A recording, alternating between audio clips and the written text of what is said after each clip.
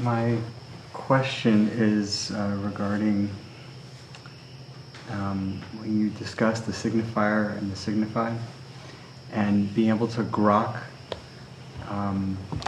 like when you say you are the unborn one, you grok that. And that really, I was thinking about that during the meditation, the guided meditation. There was very beautiful aphorisms and suggestions to take in. But how does the ego grok something it can't grok?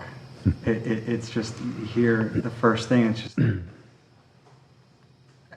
how do I approach it? That's my question. Kalyan, do you feel like you're the same person you were 10 years ago? No. No?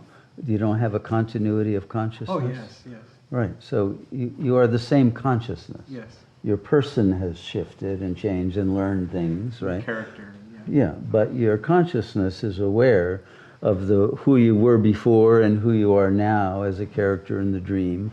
So you're aware that you're the dreamer who has not changed, right? You're witnessing the changes, which means you haven't changed. So if you haven't changed in the last 10 years, you also haven't changed since you were a kid, right? And you really haven't changed since birth. And if you go back further, you'll discover you didn't change even before your parents conceived your body in your mother's womb. So you are unborn and you are unchanging, and you realize that you've never changed in your lifetime. There's no reason to assume that you have changed before that or will change in the future. And so then just get in touch with who you are that is unchanging. Not the person that has changed, but this witness that's aware of the change but isn't changed itself. That's who you are, and that's unborn.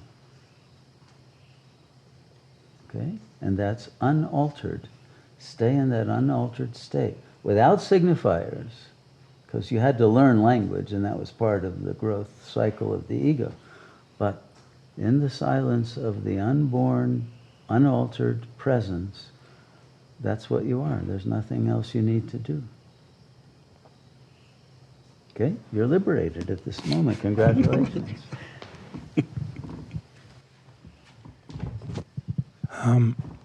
Hello. It wasn't that I didn't want to be the field.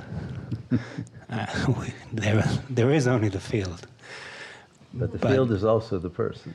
Right, and I heard you say you preferred to be the person than the field. Well, it was more like what I'm confounded by is the fact that it feels so personal, and yet it's so clearly a field, but I can't, there's such a clamping on to identity and personality and personhood and how this it's been very helpful since that night in meditation in being able to slip into. Let me stop you there. When you say there's been a clamping on, isn't it the person of the ego itself that is clamping on? But there's also a witness to that one who's clamping on, because you wouldn't be aware of it otherwise, right? So you're not the one who's clamping on.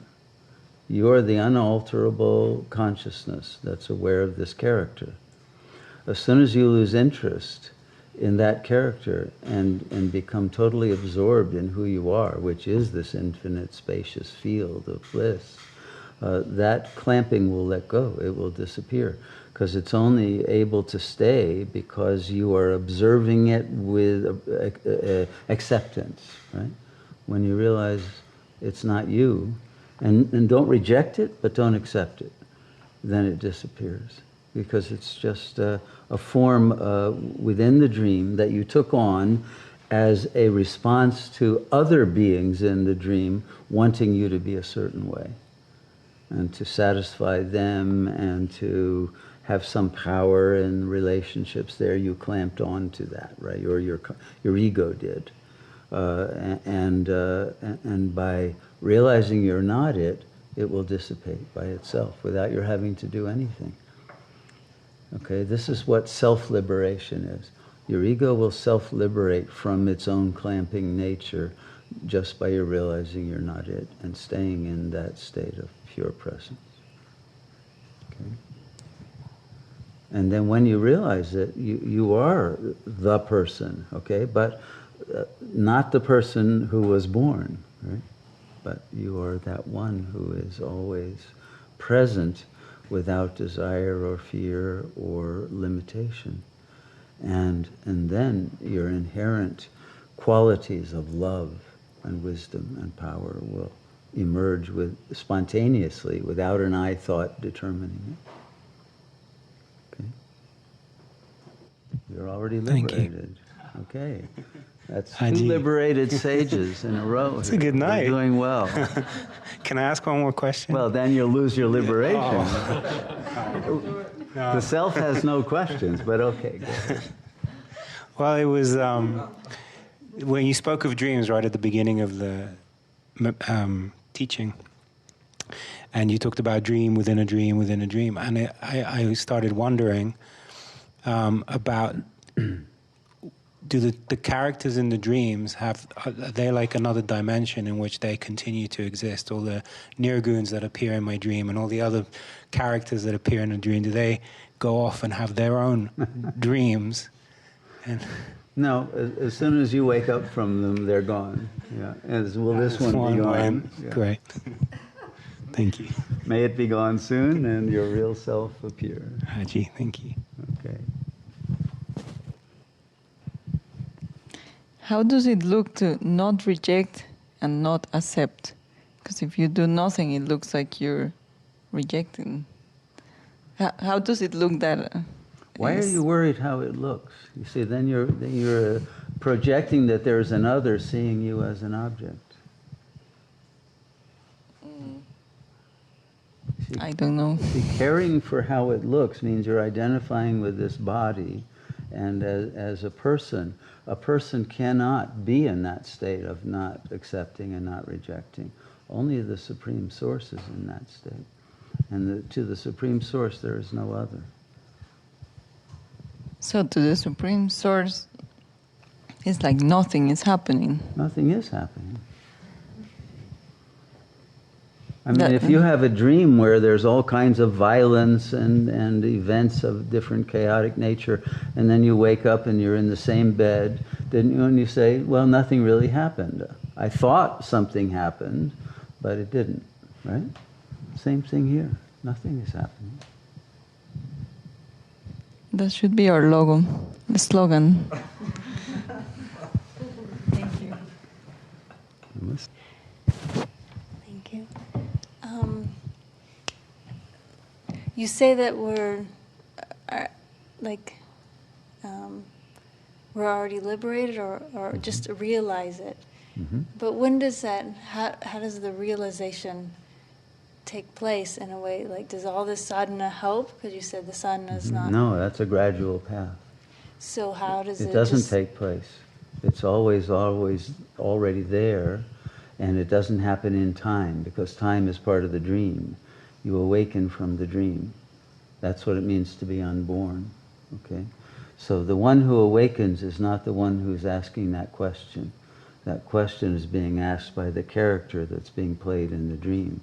But there's an unchanging awareness of that character, right? Who is not asking any question, who's aware that your character is asking a question and having a doubt and wondering and in some agony, how do I do it, right? Mm-hmm. But the one who's witnessing that is not in any agony and has nothing that needs to be done. You're already the perfect one, because that's all there is. The rest is just a dream, okay? But you're the dreamer of this dream. So right now you're already liberated. There's nothing to do. And when the mind thinks, oh, but I'm not, that's your character. That's not you, okay? Because the real self is always in stillness, silent, and in bliss. That's all that's real. And that's what you are, okay? And then when you stay in it and establish yourself again as the real self, the character falls away and all of its questions disappear forever. And there's only love and light and joy. And the character acts spontaneously without having to think. Okay, so how do you establish yourself in that? You already are it. Okay? Stop asking the question and you're established. Okay? It's a state without questions and without doubts. Because there's no I thought, and therefore there's no one to ask a question, no one to doubt. That's the character. So if the character ever arises, you realize you're not the character.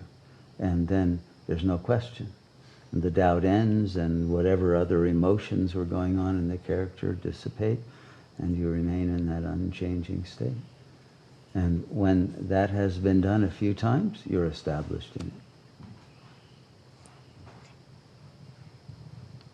Right? But you're already it. So there's nothing to do. It's a matter of simply not forgetting who you are and falling back into the character. That's all. But you know you're not the character. Right? You're this just pure awareness. And you're unborn, unchanging. Right? From the beginning of life to now, your consciousness has never changed. That's why you can still act as a little child, because the character of the child is still there. So is the character of the teenager and the adult, and all of those fractal moments of the dream that became elements of how the character evolved are there in the subconscious. But what is underlying all of them is the unchanging, unborn self. That not only is never born, but never dies. The character will die, but the self will not. That's what you are. Okay? And you don't have to do anything to get there. You are it right now. Okay? This requires being silent. And don't let your character be in despair about not getting it. Because your character is designed to not get it. But you are it. Okay? So just by disidentifying from the character, you're free. Keep the mind silent and there's nothing to be done.